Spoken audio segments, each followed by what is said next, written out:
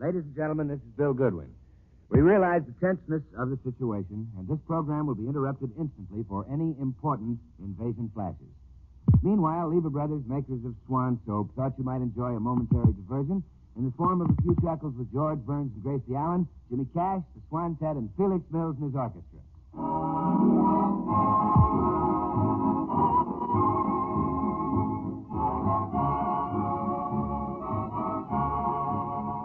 And now meet the people who live in the Burns house, George and Gracie.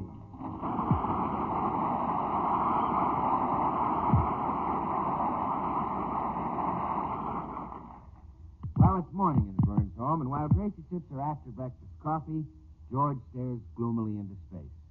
On his plate are a couple of untouched cold fried eggs, which look much happier than he does.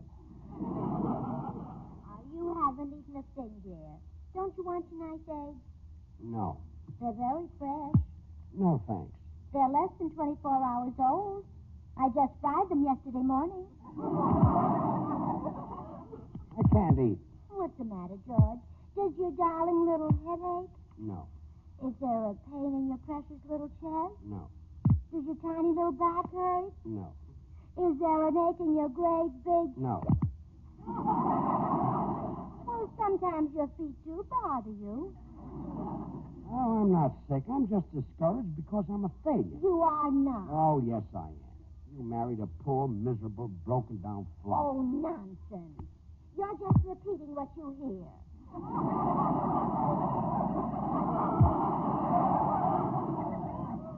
It's true. I'm a complete bust. First, I ran for political office and got one vote, my own. Then you told me Harry James wanted me to sing with his band, and that was a mistake. A mistake which Harry James will regret. You have a gorgeous voice. Oh, let's face it. Got a voice like an owl with asthma. That's not true. You have the voice of a songbird. Why, it's as though a nightingale flew down your throat and laid an egg there. You're such a comfort to me. And I always will be. What if you can't be in politics? What if you can't sing with Harry James? There are dozens of things you can do well, so cheer up. What things, for instance? So cheer up. Oh, yeah. Whenever I feel low, I go down and buy myself a new hat, and then I feel better. Maybe that would make you feel better. I doubt it. Well, it's worth trying. I'll go right down and buy myself a new hat. Never mind. I'll answer the door. Oh, good morning, Mr. Postman. Good morning, Mrs. Burns. Delicious morning, isn't it? Oh, yes, it is lovely. Oh, nature is in a playful mood today. I gave way to an impulse myself, impetuous boy that I am. Oh, what did you do? I kept thinking how wonderful it would be to let the breeze caress my bare skin, and finally I could resist no longer. Mr. Postman, you didn't. Yes, I took off my cap. Well, here's your mail, Mrs. Burns. Oh, thank you. Maybe this will cheer my husband up. Oh, wait a minute. This mail is for Dinah Shaw. Oh, dear, did I get it mixed up again? You see, your number is 202 Cannon Drive, and hers is 220. Oh, yes, I know it's confusing. We even get packages belonging to Dinah Shaw. The other day, George unwrapped a package, and it was a size 26 girdle. Oh, that's rich. Oh, yeah.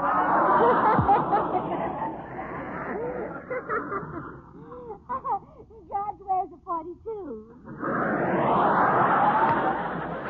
Well, I guess there's no mail today. Goodbye, Mrs. Burns. Remember, keep smiling.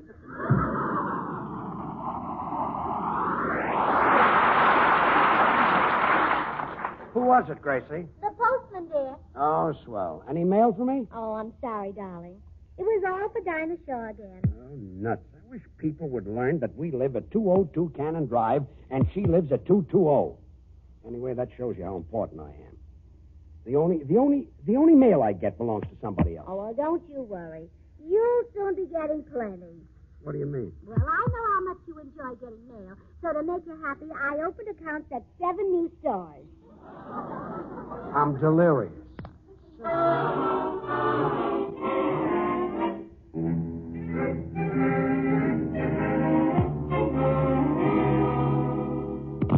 our hero's feeling pretty miserable. He's convinced that life is a sham and a mockery. But at this very moment in Kansas City, Missouri, big things are shaping up for our miserable little hero. Let's listen in on a meeting of the Kansas City Chamber of Commerce. Gentlemen, the votes have been tabulated, and I'm pleased to report that Miss Dinah Shore has been chosen Kansas City's favorite singer. Mr. Secretary, send a telegram to Dinah Shore inviting her to be guest of honor next Tuesday night at the opening of our 5th War Loan Drive. Do you have her address? Yes, sir. It's 202 Cannon Drive, Los Angeles. Or is it 220? I think it's 202. Yes, that's right. I'll send it to Dinah Shore, 202 Cannon Drive. Oh, wait, let's not be so formal. Let's show Dinah how we really feel about her. Just address the wire to Kansas City's favorite singer, 202 Cannon Drive, Los Angeles.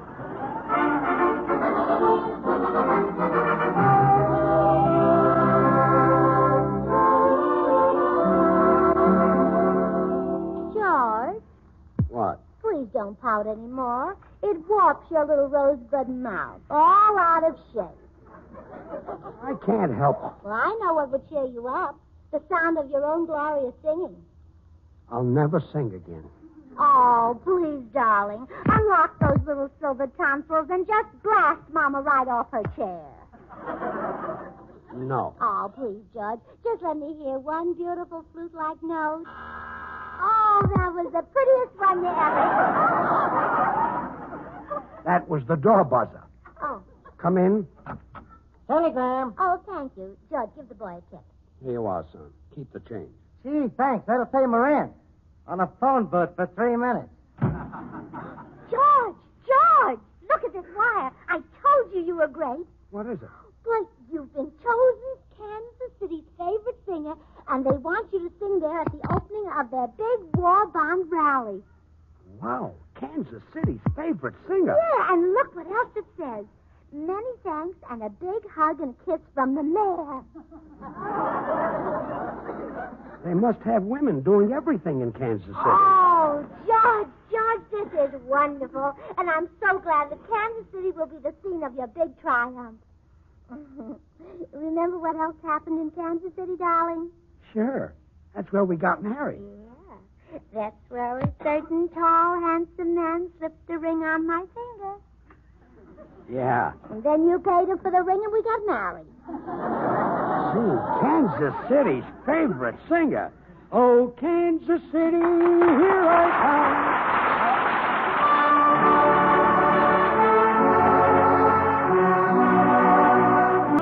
Nothing sounds quite so dear as this soft caressing word I know.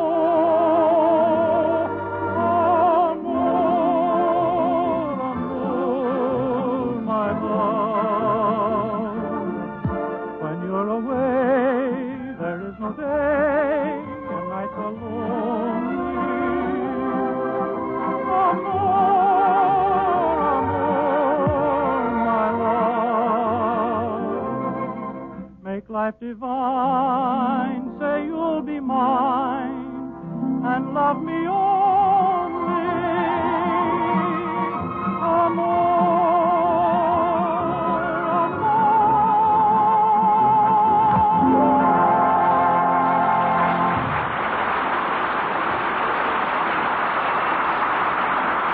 Thank you, Jimmy. Well, a telegram inviting Dinah Shore to sing in Kansas City next week was mistakenly delivered to George Burns. The telegram was addressed to Kansas City's favorite singer, so that was good enough for George. Gee, Kansas City's favorite singer. Oh, Kansas City, here I come. Right. George. Back. George. Where? George. I. George. Huh? Stop singing. They don't appreciate you in this town. Don't let another golden note stick out of that precious little throat until we get outside the Los Angeles city limits. Well, isn't that a little selfish? No. It'll serve the people right. They didn't want you when they had you. So now we'll just walk out and they'll be stuck here with Bing Crosby and Frank Sinatra and Nelson Eddy and Dennis Morgan. Yeah, and Dinah Shore. Yeah. I don't see them being chosen the favorite of any city. That's right. Oh, Kansas City, here I come. Right. George. A bag. George. Away. George. George. George, stop singing. Don't throw that glorious stuff around here anymore. Hollywood doesn't even deserve a hum. Maybe you're right. Certainly. They didn't even have the decency to put your footprints in the concrete at Grauman's Chinese. Well, I'll bet after Kansas City has heard you sing, they'll put you in concrete clear up to your neck.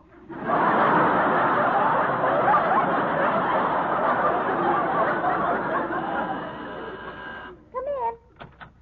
Hi, folks. Oh, Bill, you're the first to hear the news. What? They want George in Kansas City. Well, George, don't budge unless they produce extradition papers. They want me to sing there. Here, look at this telegram. Well, I'll be darned. In the municipal auditorium before 12,000 people. George, this is important. You said it. Hand me that phone. Hello? Hello, long distance? Would you get me the municipal auditorium in Kansas City, Missouri? What's the idea? Well, I'm checking up on that auditorium. You can't just sing any place. Bill, it's great. Tibbet sings there. Nelson Eddy. Martinelli. Well, those guys aren't George Burns. I got to know it's right. Hello? Is this the manager of the municipal auditorium in Kansas City? Yes. Well, would you please step into the washroom and see if there's plenty of Swan soap there? Give me that phone. Well, George, you know you'd be lost without Swan. After all, it's the new white floating soap. There's 4 soaps in one. Bill, why don't you pack up and go to Kansas City with us? Oh, Gracie, I Well, don't know. there are lots of pretty women there. Well, Gracie, pretty women don't bother me. No? No, but maybe they will in Kansas City. Let's go. I can show them how to wash dishes with Swan. Just wait till they get a load of those Swan sets. Okay, Bill, run home and get packed. Gee, Kansas City's favorite singer. I still can't figure out how they happen to pick me. Well, George, I guess Kansas City is proud of the fact that you're a native son. But I'm a native of New York. That's what Kansas City is proud of. See you later, folks. Oh, don't mind him, dear. You're a success now. Greater even than Sinatra. You think so? Well, sure. Sinatra's had his day. Now it's your turn to hold America in the hollow of your chest. I guess so. Well, I think I'll go and do a little packing. Come in. Why, Tootsie Sagwell. Hello, Gracie. Oh, Tootsie, have you heard the news? George and I are going to Kansas City. Kansas City? Oh, I've been corresponding with a man there. You have? Uh-huh. I met him through the Lonely Hearts Correspondence Club. Why, Tootsie.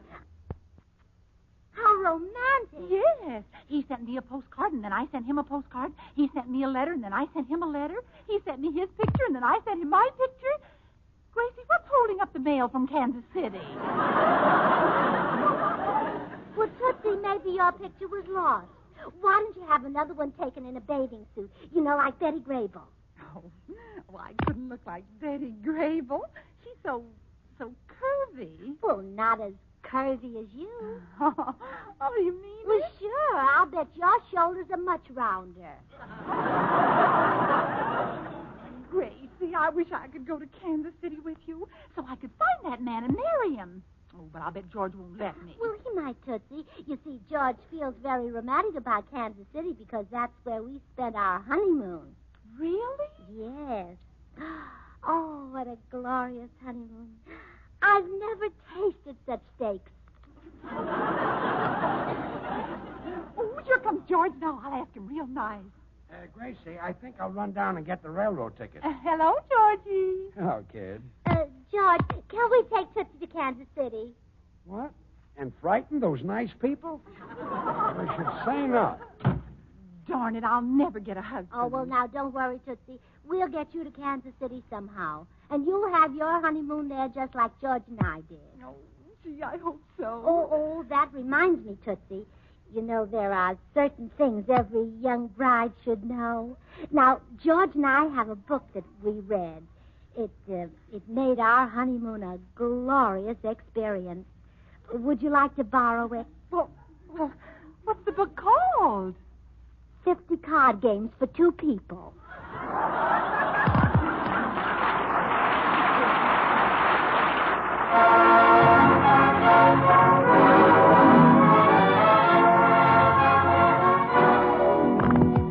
welcome for Felix Mills and his orchestra with the Swantet. It's a brand new novelty called the Doodlebug Song.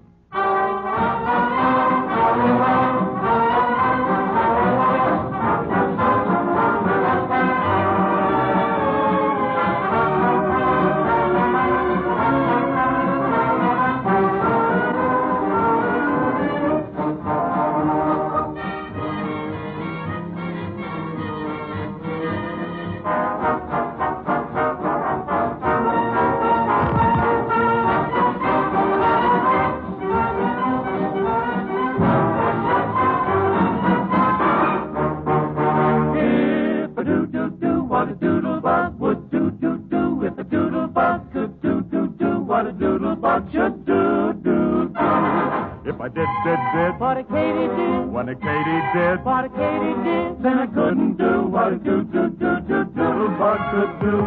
If I chuck like a woodchuck would, I'd be in luck, but I can't chuck like a woodchuck would.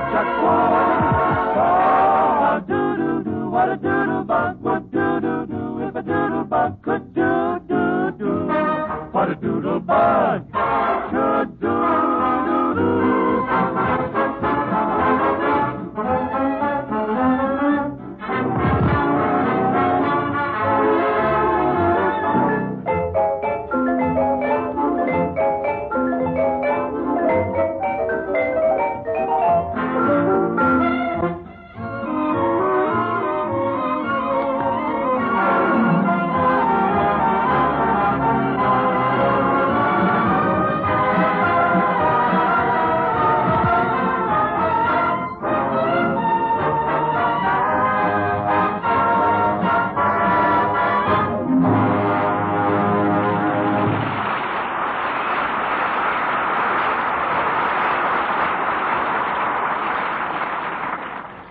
Well, George has been sailing since he got that telegram addressed to Kansas City's favorite singer. Meanwhile, at the home of Kansas City's really favorite singer...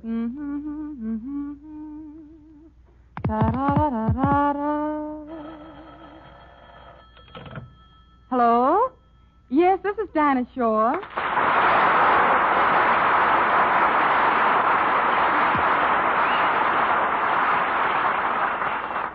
Kansas City calling. Oh, put 'em on. Hello? No, I didn't get any telegram. What? Kansas City's favorite singer? Well, thank you. At a bond rally? Oh, I'd love to be there. Oh, how about train reservations? Oh, you have? Oh, that's wonderful. Yeah, I can leave tonight. Okay, Kansas City, I'll be seeing you. Thanks again. Bye.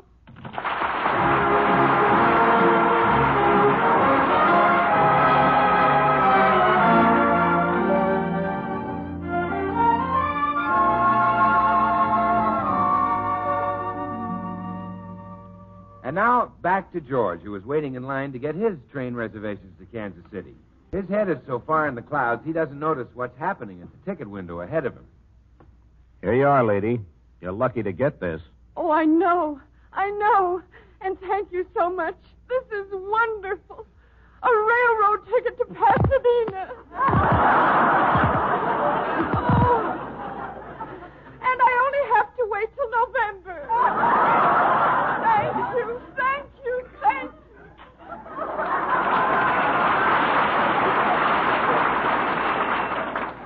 Next, please. I'd like to get a half-fare ticket for my little boy. He's going to Albuquerque. Okay, that'll be $50. Oh, but that's the full fare. I want a ticket for a little boy. Don't worry. By the time he gets a seat on the train, he'll be a grown man. Next. Give me 2 lowers to Kansas City for tonight.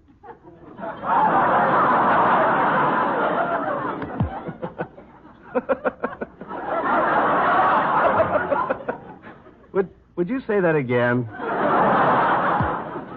Give me 2 lowers for Kansas City for tonight. I guess there'll be a lot of you Republicans showing up now.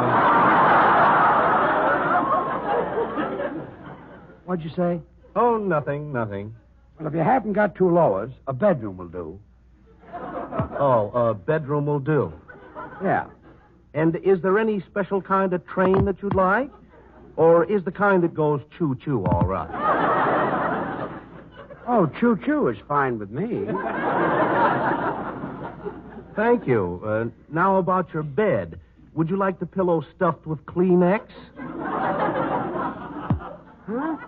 And don't worry about oversleeping. We'll have the conductor come in every hour and stick a Hershey bar in your mouth.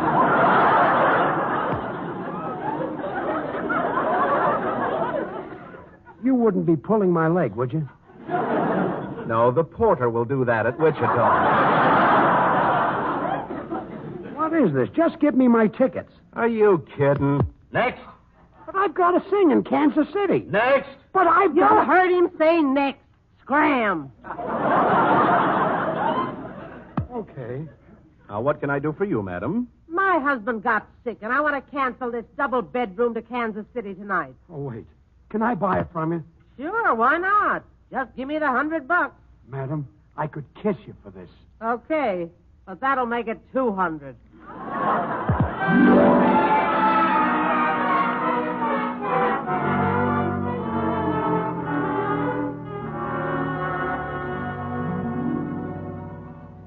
Darn it, Gracie. There must be some way I can get to Kansas City with you. I want to get married. Hey, wait a minute. I think I've got an idea. What, Gracie? That trunk over there. You could hide in that and nobody would know a thing about it. Well, gee, it looks awfully small for a tall girl like me. Oh, nonsense. You can bend at the waist and knees, don't you? All we have to find is one more place we can bend you. Okay. If I thought it would get me a man, I'd squeeze into an empty toothpaste tube. Gee, I sure... Oh, well, quick, I hear George. Get into the trunk. All right. I'll try. There. That's it.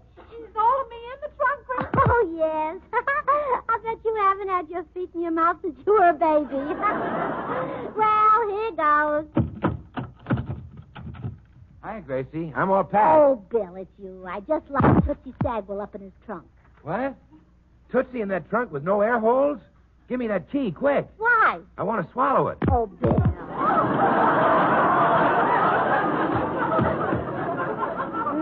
There. Come on out, Tootsie. Well, what's the big idea, girls? Well, George doesn't want Tootsie to go to Kansas City with us, so she's going in this trunk. Well, Gracie, she can't ride clear across the desert like that. You've at least got to put some water in there for her. Say, that's right. Well, sure, Tootsie. It gets dry and dusty, and you'll want to wash with Swan.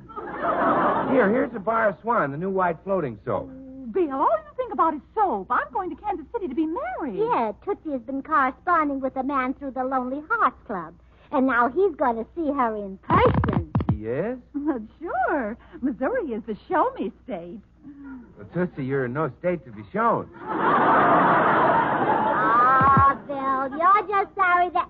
Oh, look, here comes George. Put Tootsie into the trunk. All right. Well, Gracie, I got the tickets. Oh, hello, Bill. Hi, George. I'm all packed and ready, dear. Tell them to handle this trunk carefully. There's something special in it. Gracie, we're not taking that old broken-down wreck to Kansas City. George Burns, you Pete.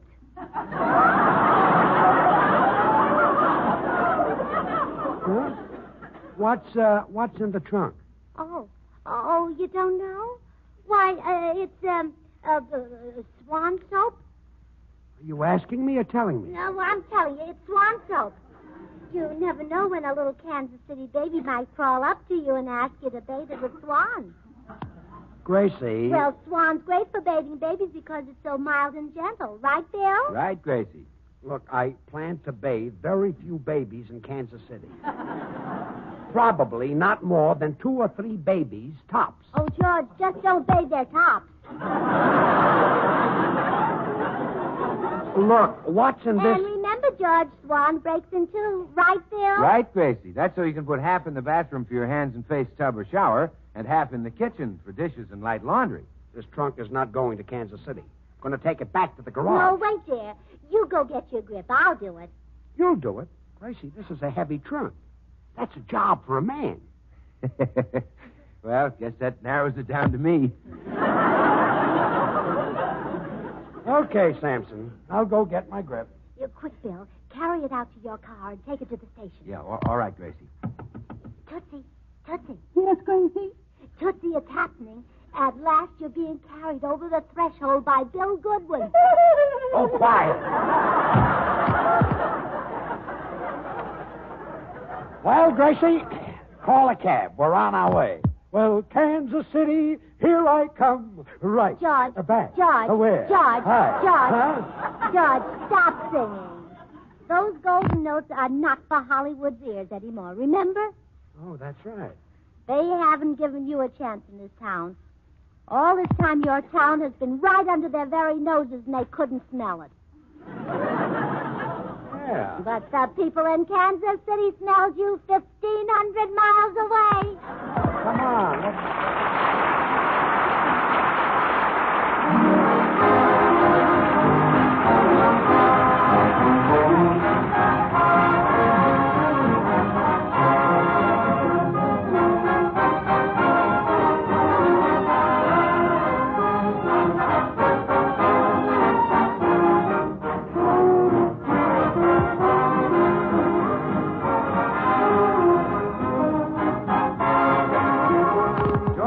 You'll be back in a few seconds, and immediately after, you'll hear the very latest CBS News reports from the invasion. Meanwhile, here's something you can do tomorrow to help back up the men who are fighting overseas. Take that can of waste kitchen fat right over to your butcher's. Waste fats are needed for sulfa drugs and other supplies to save the lives of our wounded and for bombs and ammunition to push over Hitler. Every drop of waste fat is needed now as never before. So save all you can and take all you have to your butcher tomorrow. Get at least one friend to do the same. And now here are George and Gracie. Oh, George, isn't it thrilling to think that we're going to Kansas City to sell war bonds? You bet it is. I hope my singing will sell them. Oh, it will. And that money will be used to buy bombs so that our flyers can lay eggs on Berlin. Yeah. Oh, just think. Every time you sing, another egg will be laid. Good night, folks.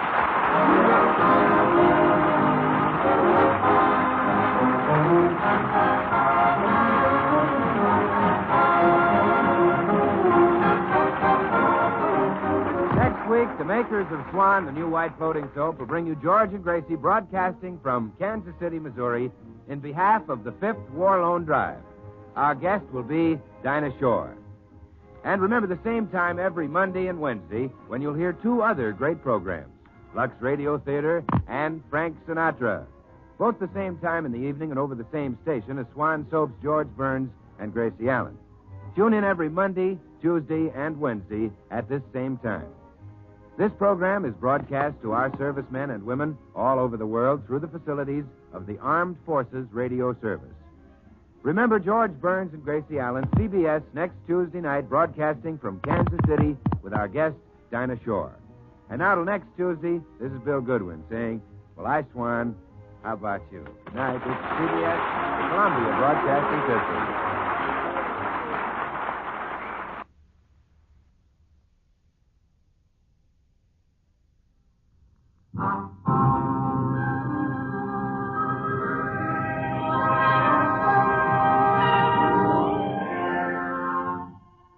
Shenley Laboratories presents Raymond Massey in The Doctor Fights.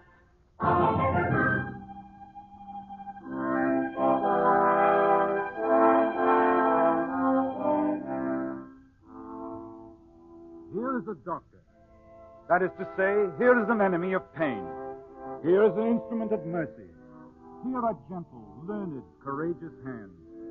Here is a mind tempered in the cold flame of science. Here is a spirit disciplined to sacrifice. Here is a free man capable of victory in the valley of the shadow of death. Here is a doctor at war.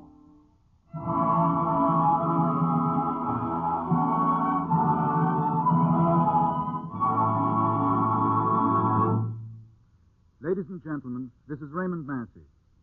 Tonight, Shenley Laboratories start a new program dedicated to doctors at war. But tonight is the night of D-Day, and our program will most certainly be interrupted for any news whatever of the progress of the battle. First, we want you to know that all of us will welcome such an interruption. Like you who are listening, there isn't one of us here in the studio who isn't represented tonight over there in France. Today was it. Today was the start of the showdown. You, our leaders, who so long and painstakingly planned for this day, you have our gratitude and devotion. You who built the planes, the ships, the weapons of liberation. You who built the men, you will soon know how well you have built. You men of medicine who go into battle with our soldiers, our humble thanks go with you. Today was the day when our sons went forth to battle, raised by us, trained by us, fed, clothed, equipped by us, all of us. There isn't one of you, or of us here in the studio, whose thoughts and prayers are not tonight concentrated on our sons, our fathers, our husbands, brothers, friends, now in battle for our very existence, for the liberation of the world. Thank you, Mr. Massey. Here, during the weeks ahead, we will meet many doctors. This is the first of a new series of programs dedicated to doctors. Doctors at War. Each program will tell the story of a different physician in action, some at the front, some at home. Each story will be based on factual material, but in deference to the doctors themselves, names and places have been changed. Shenley Laboratories, makers of penicillin Shenley, present these programs as testimony to the services of the American physicians. Today, penicillin is available to your doctor through the cooperation of 22 great industrial organizations, including the Shenley Laboratories, which are making in the United States more penicillin than is available in all the rest of the world. Tonight's story, the first in this series presented by Shenley Laboratories, is titled Class of 38. Our narrator, Raymond Massey.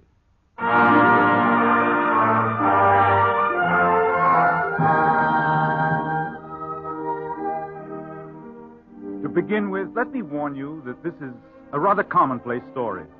It's a story about a man who saves somebody's life, and that's all there is to it, really. And God knows saving life is commonplace enough in war.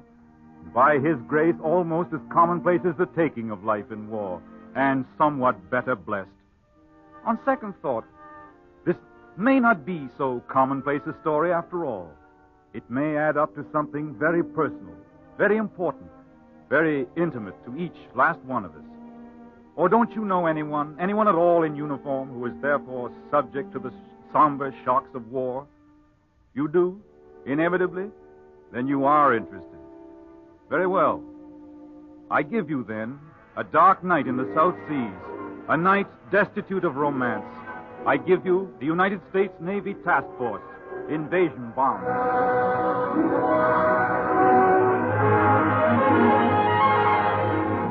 Target at 112 through 28,400 yards ahead. On the boat deck of the Dart transport, Dr. Robert H. Roback, Medical Corps, United States Navy Reserve. The doctor is nervous. Why not? Even the seasoned, battle-tried Marines all about the ship are restless. Dr. Roback leans over the rail, gazing at the faintly phosphorescent water gliding past the ship, unaware of his senior officer suddenly at his elbow. Good evening, Dr. Roback. Huh? Oh, good evening, Dr. Rayburn. Matter of fact, it's early morning. Yes, it is. Nervous? Oh, I feel the way I did when I took my state medical board examinations at Columbus. Oh, Ohio State man. Western Reserve University. Oh, yes, I know the school. Cleveland. Class of 38. Seems to me that's where Professor Dayton Miller experimented, isn't it? Oh, no, Doctor. That's Case School of Applied Science right across the fence from Reserve. Oh, of course. Ancient college rivalry and all that, no doubt. No doubt. I played football before I entered medical school. Great days. No war. Nothing to worry about but grades, exams, girls, and beat Case. Beat Case and go to heaven.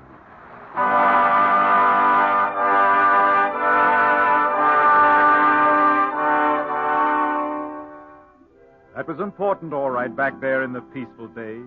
Beat Case. Dr. Robert Roback looks along the dark deck of a troop ship. Men in helmets, but men lying about, waiting, resting, pretending to relax, looking like football players taking time out before the hard game begins once more. Time out.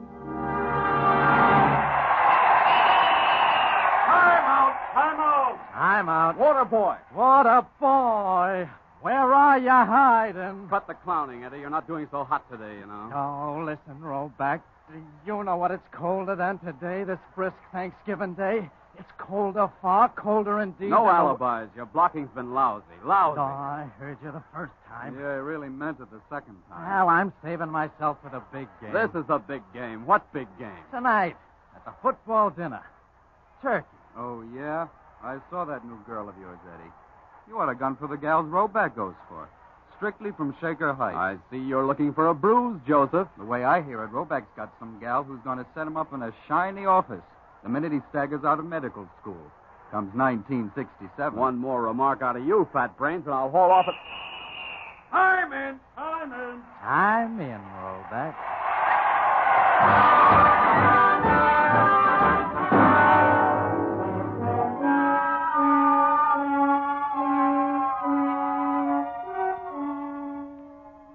Time in, and Dr. Robert Roback, now invasion bound, is alone at the rail. The Marines grow more restive as the light begins to break. They clean their guns, oil them, even oil the bullets. They say the Japs need oil. Maybe I'm a traitor, huh? Maybe treason's slipping them oil like this, huh? Time in. Gray streaks of dawn off the starboard bow. The Marines assemble quietly in landing units all over the ship. Morning has come over the edge of this improbable, this terrible world of ocean and envenomed islands. And on the horizon...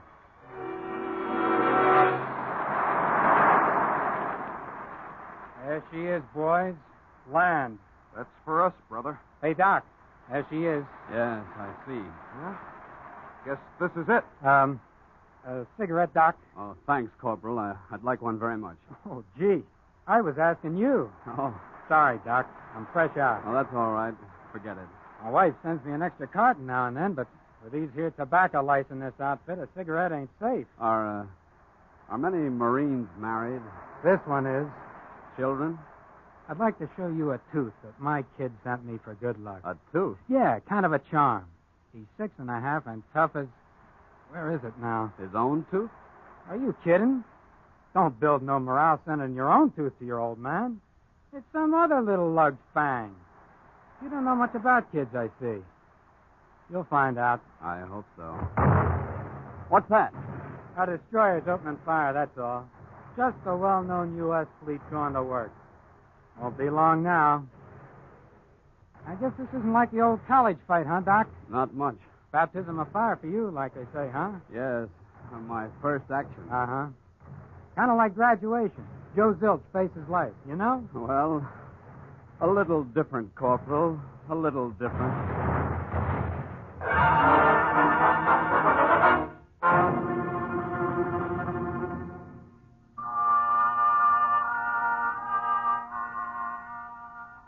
A little different.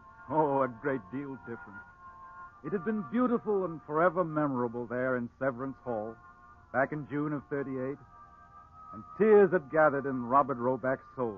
It was still a boy's soul, although the sober graduation gown sat upon his shoulders along with a solemn degree that...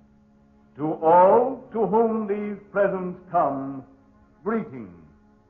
On the recommendation of the faculty of the School of Medicine, the trustees of the university have admitted Robert Hastings Roback to the degree of Doctor of Medicine upon completion of the requirements pertaining. Congratulations, Bob. I'm so glad for you. Thanks, Helen. Huh? I made it. Where are you going to serve your internship? Lakeside, I think. Just so I'm practicing medicine, and then a practice of my own. And... Well, that's what I want to talk to you about, Helen. It's going to break Eddie Warren's heart. He always used to say I'd marry some wealthy girl. Oh, yes? I'm merely quoting that grim Warren person. Oh, I don't know. He has a point. Oh, a girl with money doesn't need me to support her. Neither does a girl without money. She can work. I don't want my wife to work. It looks bad. I will if I want to. It doesn't look good. People will think I'm not making a living in my profession. People will say, what you said.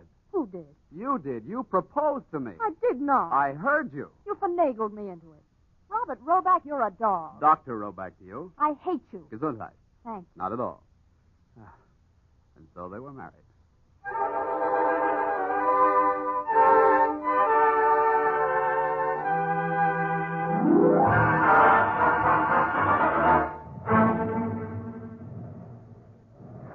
Attention, men. Synchronize your watches. Synchronize your watches. The time is 10 minutes past 6 o'clock. 0610. Check, Doc. Right. All boat crews, man your boats. All boat crews, man your boats.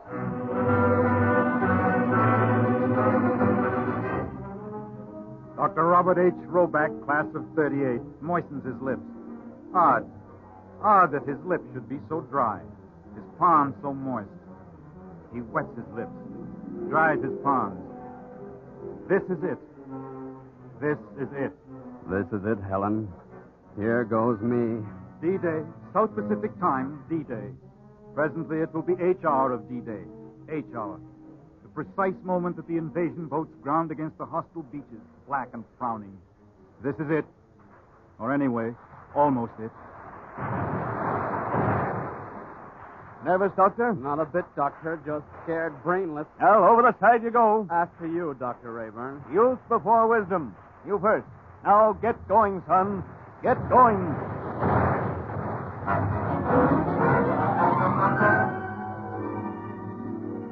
Quote, get going, son. Get going. Unquote. Get going, Dr. Robert Roback. You did it before, as the saying is, and you can do it again. Get going. Remember? It was a Sunday afternoon, and you were going over your accounts while your wife, Helen, sitting before the fire, worked on a set of spring draperies for your office. Well, Helen, I'm really getting going now.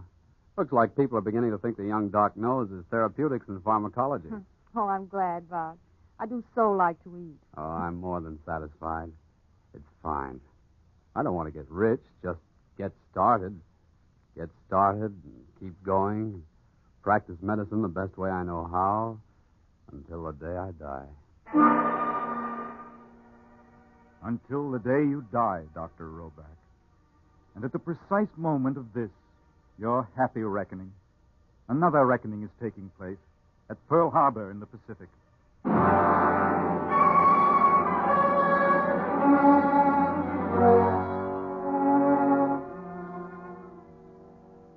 You did it before, Dr. Roback, and you can do it again. Get going, that is.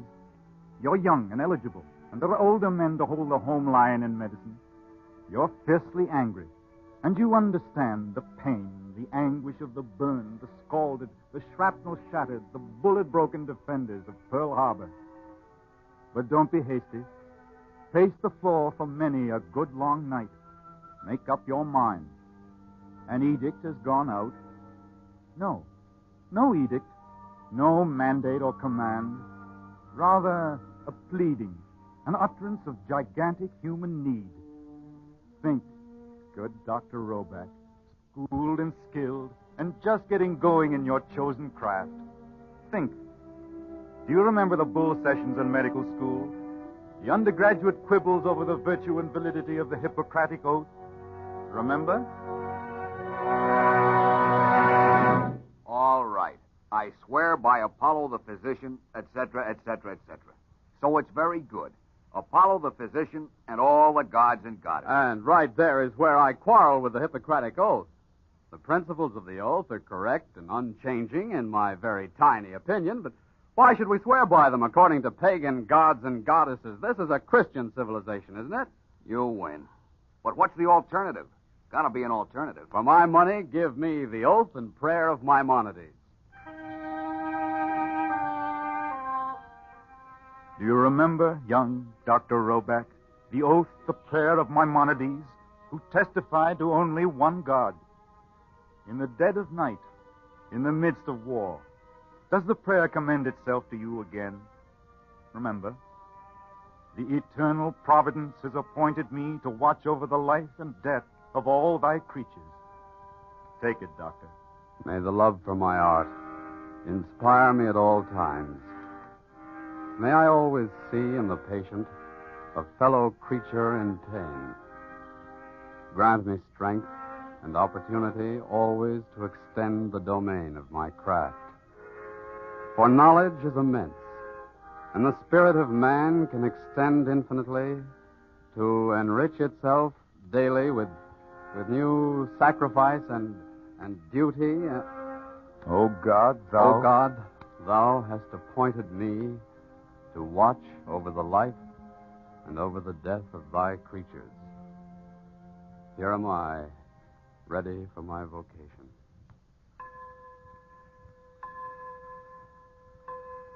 Helen, are you asleep? No, dear. What is it? Do you mind, Helen? I'm going to volunteer. The Navy. I know. You couldn't. I just decided. I knew long ago. I'm very glad, dear. Thanks. Good night. Good night. And now I turn unto my calling. Oh, stand by me, my God, in this fateful task. Grant me success. For without thy loving counsel and support, man can avail but nothing. Amen. Amen.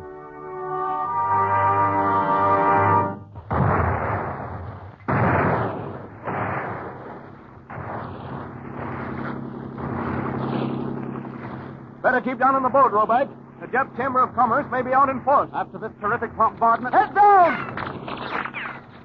See? Everyone okay? All right, Sergeant. Still nervous, Roback? Worried. I always worry. We like warriors. They're responsible fellows. You'll do. I hope so. Don't worry. We beached. Now over you go and keep down low. Get in there and practice medicine. Let's go!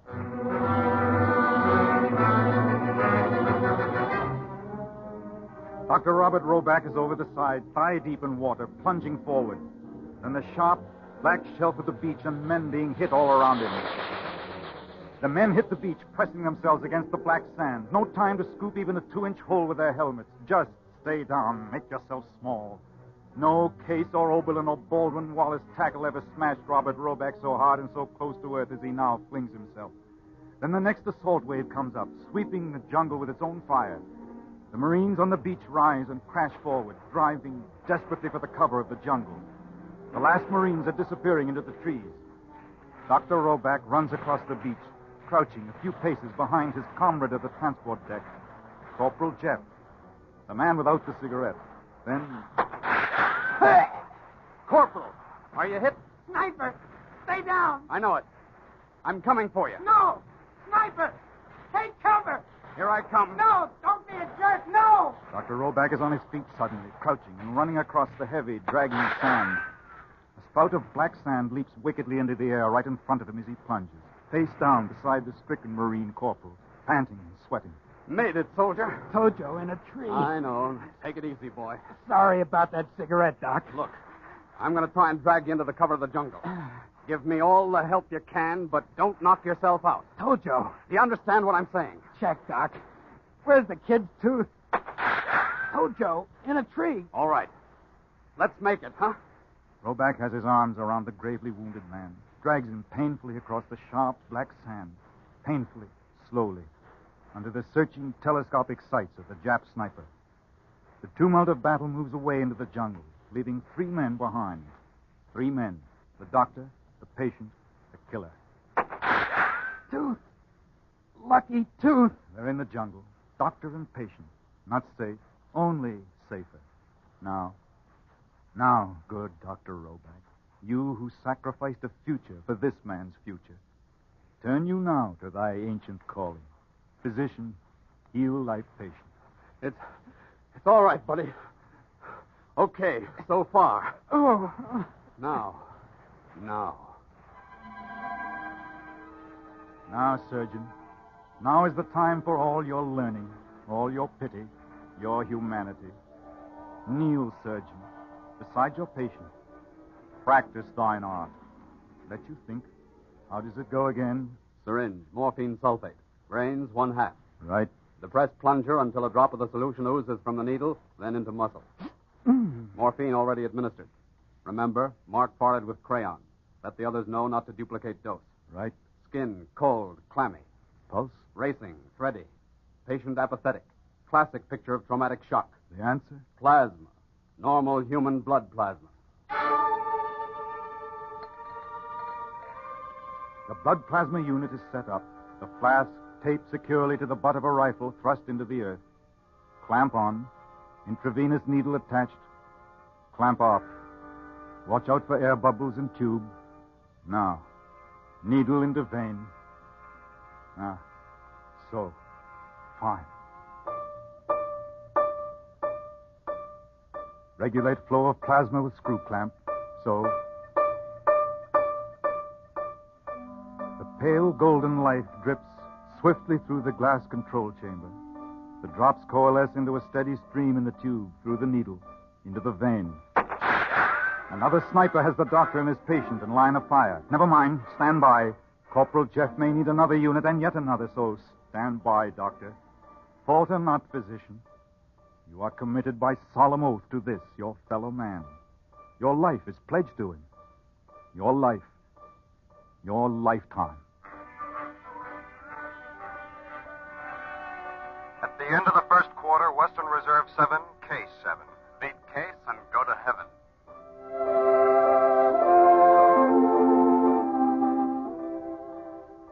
He's going to set him up in a shiny office the minute he staggers out of medical school. To all to whom these presents come, greetings. Congratulations, Bob. I don't want to get rich. Synchronize your watches. I just want to practice medicine the best I know how until the day I die. Here am I, ready for my vocation. The degree of Doctor of Medicine. Corman! You! Yes, sir? Keep down, but get this man out of here. He's had morphine. 1 unit plasma. Got it? Doc, you're hit. Yes. Be careful. Helen, Yes, dear. I'm going to volunteer. The Navy. I know. Good night. Good night.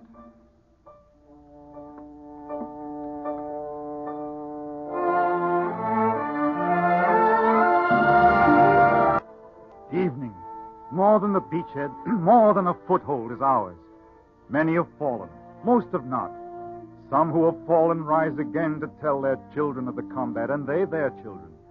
As for Dr. Roback, wounded in action, if the physician cannot, according to injunction, heal himself, his colleague can heal him. And when the task force clears for other zones and men move forward steadfastly into the fire of the enemy, Dr. Robert Hastings Roback, class of 38, and his kind are with them. And in good time, the conflict must end. The hurt will be remade.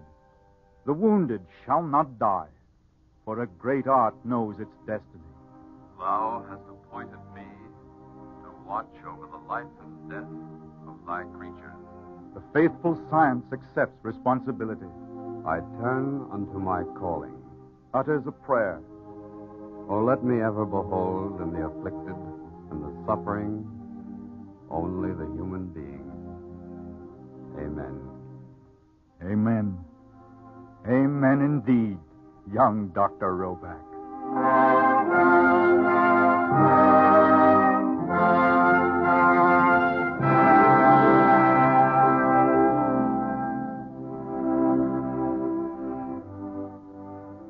Ladies and gentlemen, Shenley Laboratories are honored to present Dr. James E. Paulin, President of the American Medical Association, speaking to you from Atlanta, Georgia. Dr. Paulin. Thank you, Mr. Massey. Permit me to express my deep appreciation to the Shenley Laboratories for making available to the American people this program dedicated to the work of the physician at home and on the battlefield. The maintaining of a constant flow of physicians from our medical schools to supply the armed forces and our civilian population now and after the war is the most serious problem that faces medicine today. With more than 60,000 doctors in the armed forces, and with the Army and Navy taking more than half of the new graduates each year, an alarming situation has developed which in the future may seriously threaten the public health. About 3,600 doctors are entering the armed forces annually. Today, there's a deficit each year of 2,200 doctors. The vacancies in the medical ranks caused by death or enforced retirement due to age or illness cannot be filled.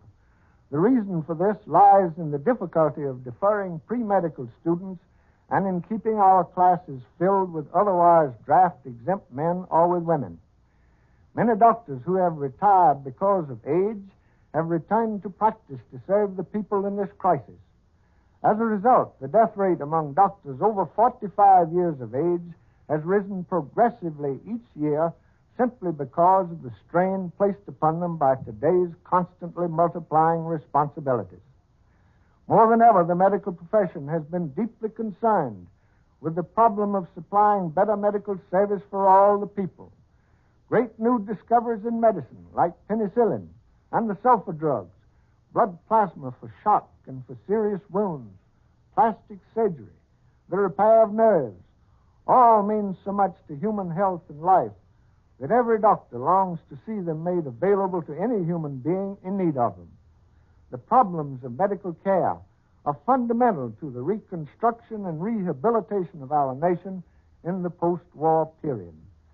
The medical profession of this nation is willing to take the lead in planning the evolutionary changes that are bound to occur. This is a humane and patriotic task to which the men and women of medicine have dedicated themselves. It is a task worthy of the loyal support of every American. Our thanks to Dr. Paulin, President of the American Medical Association.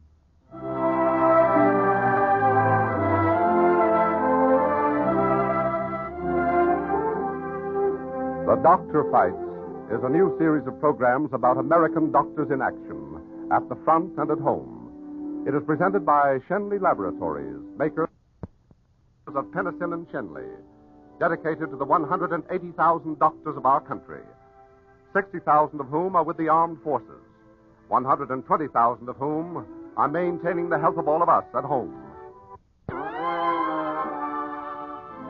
The appearance of Dr. Paulin on this program does not constitute an endorsement of any sort.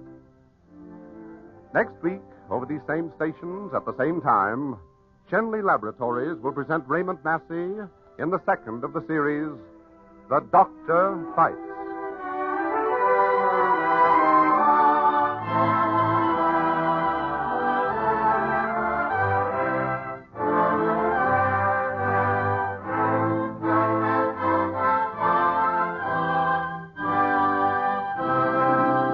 This is CBS, the Columbia Broadcasting System.